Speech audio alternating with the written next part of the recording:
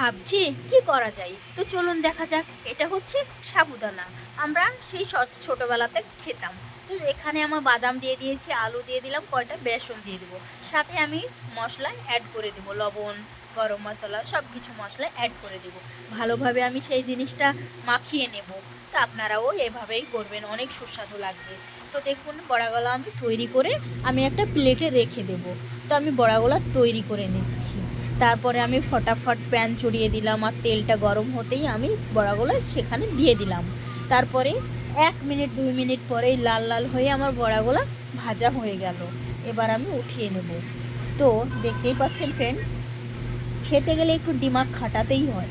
তো আমি আগেই খিচুড়ি আর চিকেনটা আমি বানানো হয়ে গেছিলো, আর সেই বড়াটা আমি লাস্টে নিয়ে নেবো আর আমি খেতে বসে যাব। তো এখন আমি খাওয়া দাওয়া করছি ফ্রেন্ড।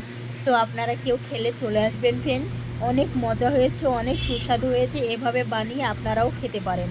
তো বাই বাই, সবাই ভালো থাকবেন, গুড নাইট।